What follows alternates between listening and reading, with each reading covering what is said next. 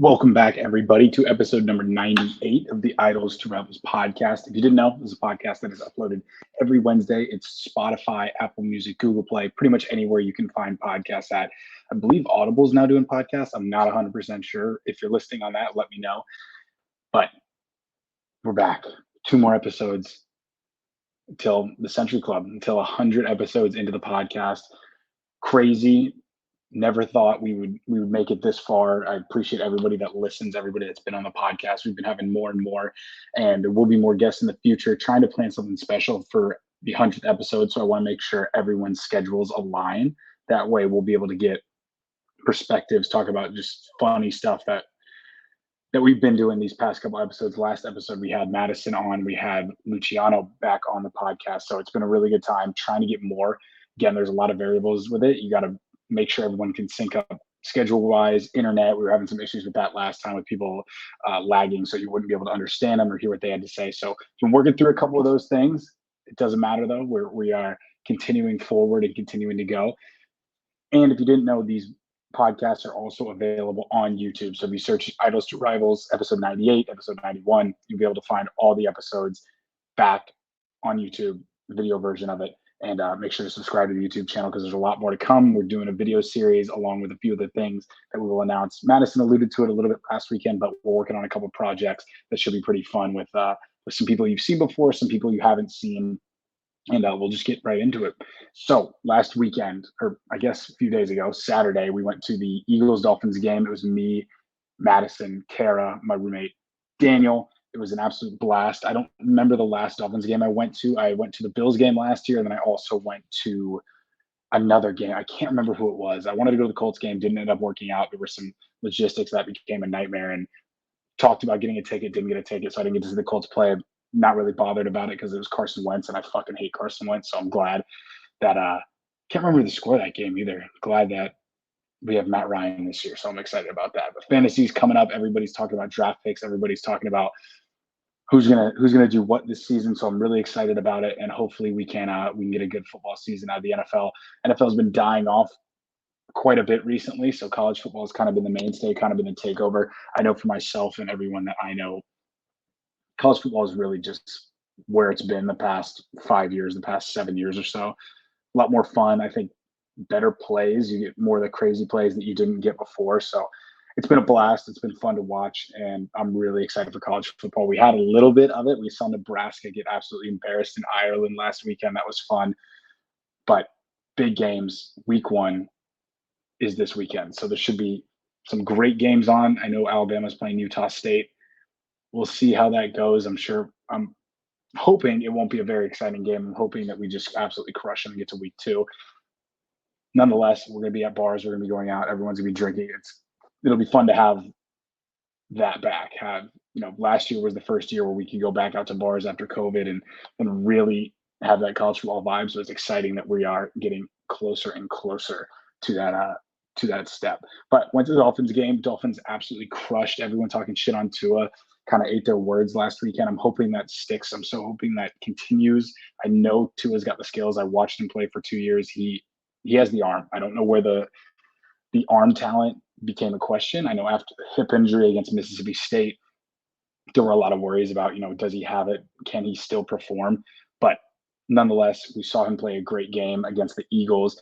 And I can't remember if Jalen played. I'm sure he played like a down, but it was cool to see Jalen versus Tua and Devontae Smith and who else? Raekwon Davis. There's so many Alabama players that were on that field at one time, so it was a great time to see. We actually got up on the jumbotron, which was fun. I think that's the first time ever, even as a kid, going to like the Houston Rodeo or a Texans game or every arena event I've ever been to. I don't think I've ever been on the jumbotron, so that was fun. We ended up going from tickets were $11 to get in the nosebleeds. And for preseason games, at least for the Dolphins, what you can do is you go to Hard Rock, you pay $11, almost more in fees and service charges than the actual ticket. So we all bought tickets, I think like two or three rows or two or three sections away from each other, all met up for first quarter. Second quarter, we ended up walking around, meeting up with people, got into the VIP section, sat there for a little bit. The people that we were with sitting in VIP said they were leaving. So we could have stayed there, but we ended up meeting up with one of our group members' friends, who also had a ton of seats in the end zone. So we got to watch that, watched a couple touchdowns right in front of us, and we had an absolute character behind us. This lady was hammered, but she was getting everybody involved. Tried to start a wave about 15 times, which was great to see. I love the effort. I love the enthusiasm. Didn't work. It was the only failed wave I've ever seen in my life, and actually, I guess the only five failed waves I've ever seen in my life. So it was it was I felt bad, but at the same time, it was funny to see. It was funny to watch everything go down. And again, she was having good sport about it, having a good time, and just absolutely annihilated. Then ended up going out after Saturday. Nothing really too eventful, but great for football. Great for football to be back. Great seeing Tua do awesome, and just good to see the boy just eating. And I would love for the Miami Dolphins to win a Super Bowl. I'm a Colts fan, but having a team where you live win a Super Bowl or a Stanley Cup, for example, would be amazing. I know the Caps won and the Nats won a couple of years after we had moved out of DC. So missed that. Missed every parade ever except for the ones in Alabama, which really didn't even go to the one after that. It was more of the night that we won the Natty. So I really want a parade. I think, especially the city of Miami, if, whether it's the Heat, the Dolphins, Miami championship would go absolutely insane. I don't even know where they would do the parade around here, but it would be a blast. I think the city would go nuts. Everyone would have a good time. So that's what I'm rooting for. Again, Dolphins aren't my favorite team in the world, but they're like a little brother. I would root for them. And if they end up making it further than the Colts do, I'm all about it. Even if it was, Colts Dolphins, I don't know who I'd be rooting for. I really don't. Again, NFL is not really the speed anymore, but I really want a championship in the city that I'm living in. I think that would be a blast. But kind of going back to things that we used to talk about here on this podcast, whether self improvement, figuring things out, going after shit, all that motivational stuff.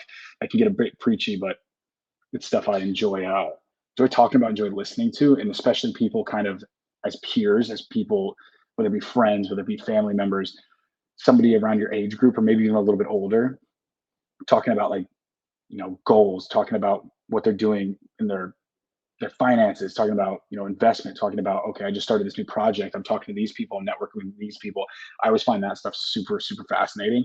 And again, it's one thing to talk about it with a generation higher or a boss or a parent or a grandparent, but it's another thing to like kind of talk at somebody that's at a similar point in their career or in their you know I guess life stage than somebody who is it's already been there, that can kind of give you hindsight. I like the adapt while you go. I like the we're both figuring it out. Here's all my ideas. Here's why I think this is going to work. Here's why I think this is not going to work. I always find that super fascinating. So one of the books that I just finished up, actually, I've quoted a million times on Instagram, Twitter, and I've been seeing it more and more. I'm seeing it all over TikTok. People suggest it, whether it be like 3 books you have to read in your 20s or before you die or what. You've seen these countdown lists before, and Atomic Habits was one of the. I'm going to buy a hard copy book. I listen to it on Audible just because that's one of the ways I make an excuse to read quote unquote more books. It's a lot easier, I think, to retain. I also write notes. I write notes in a book after of all the bookmarks. So you can do like pause, make a little bookmark, and you can save all of the bookmarks that you put down. So I listen to it, finish it, and then I'm actually doing it today for Atomic Habits because I just finished that book and now starting another one. Write it down, that way you can memorize it. Writing, listening to it, writing it down, and seeing it are like all 3 ways that you learn. So doing all 3 of them, whatever X amount you retain more than that. But when I tell you this is one of the most philosophically packed books I've ever read, and just tactically, I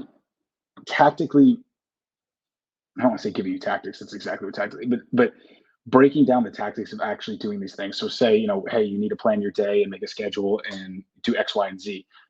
Actually, here's how you're going to do it. You're going to say, I'm going to work out for 45 minutes a day after I do my morning routine, or after I drink my cup of coffee, or after my pre-workout, or as soon as I close my laptop and my work day is done, I'm going to put my gym clothes on, and have it stacking and really going from 1A to 1B to 1C, and the techniques of doing it. And the biggest thing that I've been seeing across all the medias that I've been studying, listening to for fun. Ray Dalio is billionaire. I believe it's Atwater is the company that he works for.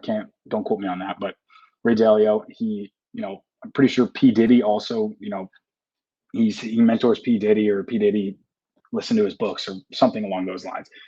Billionaire, genius guy, super humble guy. I suggest you look up an interview with him, look up any sort of talk with him, and you'll notice that he calls himself an ordinary guy, but it's not that facetious, oh, I'm just an ordinary guy with $1 billion who just knew every right answer. He's been, the first talk I watched was him talking about his book Principles, which is what I'm currently listening to. And it's him showing a clip of whenever he was on top of the world, he made this great prediction about, the crash in the 90s or the 80s. And then he goes on all these newscasts. How'd you know? How'd you predict the future? What's your investment strategy?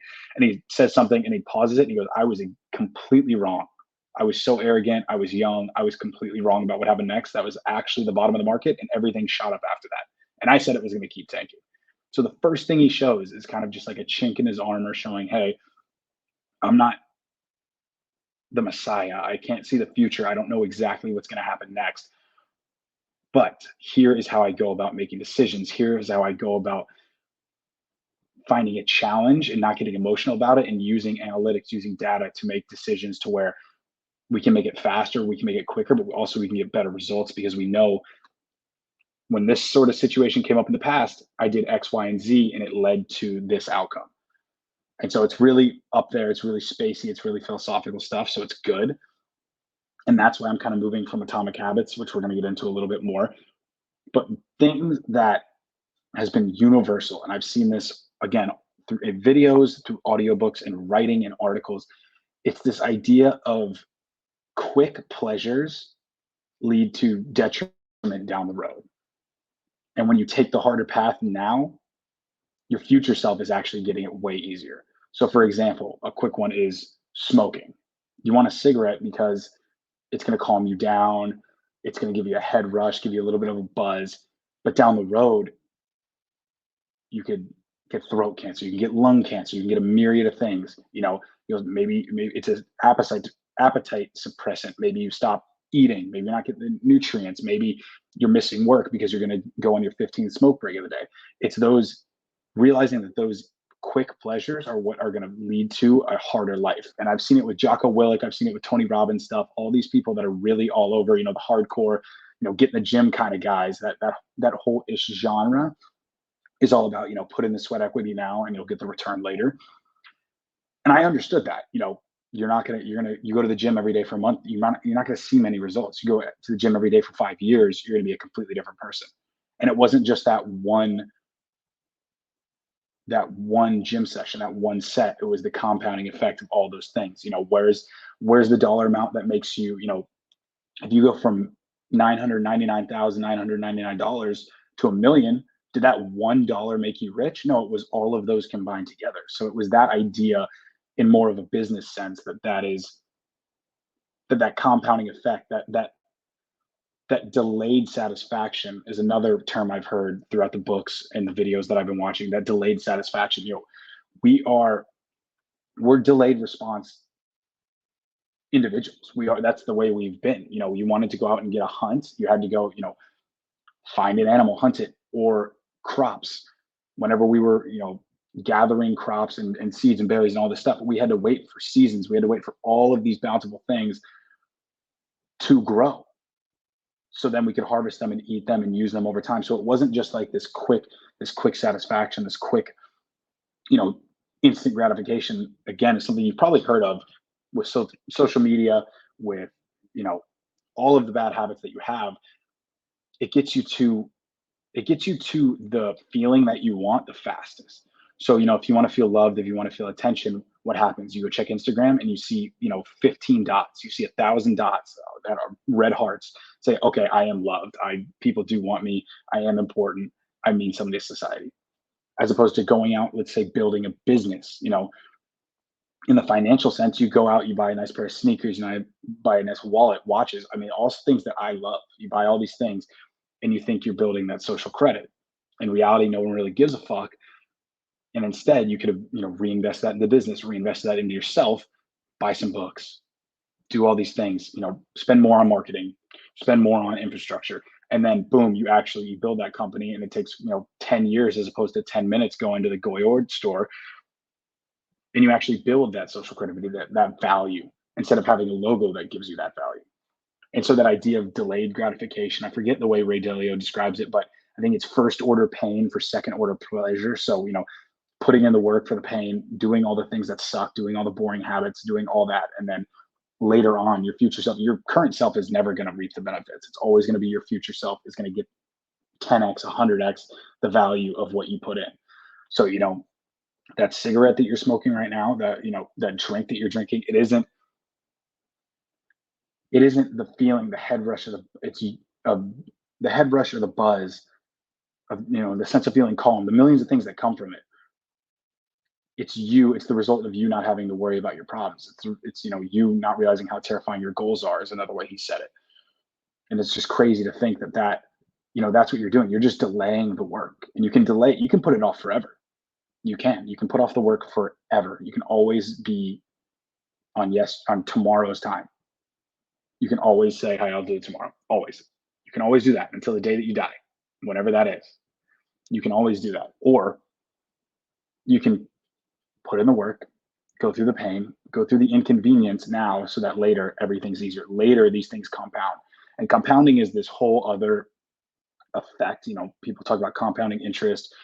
I believe Warren Buffett's the one that said, the eighth wonder of the world is, compounding interest. Compounding, it's an arc. Look up the compounding arc or graph. It's nothing, nothing, nothing, and then it's everything almost. It goes from so little over time to everything over no time. And once you can realize that, again, it's not what $1 changes you from being poor to being rich. It's not. It's all of them combined. It's all those one steps at a time combined is what, and then all of a sudden you're at the top of the mountain. So it's getting there. It's getting to that mindset of, if I can delay my gratification just a little bit longer, one more day, as I've seen, I forget the fitness guy that says that, but one more day, do it one more set, one more rep. If you can do that and you can hold off, you're going to be successful. It's bound to. You cannot lose if you never quit. You cannot lose if you never quit, ever. And that was Alex Hormozani. He's sold a company for $100 million. He said that, and it's been something that's been on my mind. I wrote it down on my notes app. I wrote it down on my physical notes. If you keep going, if you keep pushing, Ray Dalio said it almost word for word, verbatim, in a completely different, TED Talk style interview that he recorded in 2018 when everything was good, when we were in a bull market, all that good stuff. He almost said it verbatim. These two guys, one's worth 100 million, one's worth, top 100 people in the world. I don't know, $10 billion, something like that. Couple B's, maybe multiple. If you do not quit, if you put in that work, if you put in that effort, there is no other option. There's no other option but forward. If you delay, now I'm not saying if you do shitty things, if you do bad things, if you build no momentum, if you don't keep going, it's the exact opposite of what I'm saying. If you put in the work, the grind work, the inconvenient work, it doesn't always have to be, and I think it always goes to kind of like a physical image, like put in the work, like think about sweating, doing push-ups, running a fucking marathon outside, just shit like that. But it's not, it's the boring work. It's the stuff that you do every single day and see no result from it. And that, the uptick is a percentage of a degree. There's no return. And then you fail. That's when you're like, fuck it. Why am I doing this? But if you keep going, Ray Dalio describes it as just like this curl. And if you're watching on the YouTube video, you can see, you go, goals, failure, problem solving, and then you go higher and higher and higher. And it's this effect of just keeping going. Sure, you've seen those shitty Instagram posts where it's like, everyone thinks success is this, and it's an XY graph with just a line going from the bottom left corner to the top right corner. And then it's, no, actually success is like this. And it's, up, down, way down where before you even started, way higher, now a little bit higher, now a little bit lower. It really is like that. It really is this constant up and down, but it trends in that direction. It trends to success. It trends going up. And you got to believe that. And this isn't coming from someone that has made it, has done it, has even gotten near where they want to be. This is someone who's trying to tell it to, hopefully, their past self, whoever's watching this, or maybe, it doesn't have to be past, it could be older, younger, it really doesn't matter. People that think like this, that want to believe this, I think is right. And that's why I'm repeating it. That's why I want it to burn into my brain. That's why I write notes that's on audiobooks and shit like that. Because I think it only makes sense. I think that's how you get from 0 to 1 and then 1 to a million. I think that's how it goes. And from just regurgitating things that a lot more successful people have said, seems like they're onto something. It seems like there are a few, let's say 10 for a nice round number, principles that all these people either find on their own, find from somebody else, or I guess those are really the only two options: personal experience or somebody else. And if you can learn those lessons quicker, now again, I don't like the whole, learning from my mistakes so you don't make them, because I do think there is a ton of value in making those mistakes and doing things wrong and really like earning it through action. But there is ways to cut the learning curve. There is ways to get better. That's why standing on the shoulders of giants. That's why you want to get better, want to evolve, want to get smarter. But the two biggest things that I keep seeing that stick out, that have been across the board, and it's just like it's that effect of, you see a red car, and then all of a sudden every car is red. You get your new glasses that you've never had. Now you notice everybody with glasses. It's like delayed gratification across the board. Go to the gym, you'll have the body you want eventually. Don't overeat, you'll have the body you want. Study for that test, it's gonna suck, but then when you're taking the test, now you're not worried about shit. And that was a big one for me. I would never study, freak out about the test. Luckily, do pretty well. But it was like during that 2 hour or during that week, even up to it. It's like instead of studying for an hour, I'd rather stress for 24, freak the fuck out, do probably similar to what I was going to do anyway. But I had a week of stress as opposed to 7 hours of that week being stressed studying. I took the easy way. I took let me play GTA with the roommates. Let me do this. Let me go out on a Tuesday because the test is until Friday. It was that.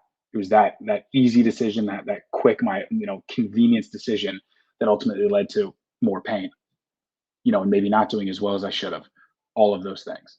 Same thing with working out. Same thing with eating. Same thing with relationships. Not having those tough talks. Not let's say you get in a fight with a friend. Not having those tough talks with a girlfriend, boyfriend, best friend, family member, cousin, whatever the fuck.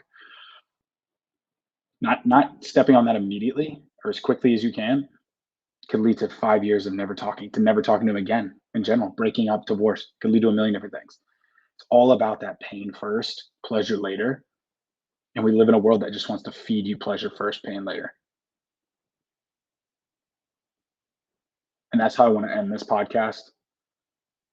I appreciate everybody for listening. I really do. 2.5 years in, almost 100 episodes. I'm fucking hyped about it. I appreciate literally everyone that's listened, shared, told people about it. Thank you so much. Make sure you share this episode, send it to somebody, one person, post it on Instagram, whatever you think. I really appreciate it. Just so we can get more people out there. I want, maybe somebody hears this and they go after that art degree. Maybe somebody hears this, they move to LA, become an actor. Who knows? It's kind of the goal. Fuck it. Could happen in 10 years, could happen tomorrow. But I'm just putting it out there. But I appreciate you all for listening. Make sure to check out the YouTube video if you didn't. If you're watching on YouTube, make sure you subscribe, check out the audio version or send the audio version. And we'll see you in episode 99. Thanks, guys.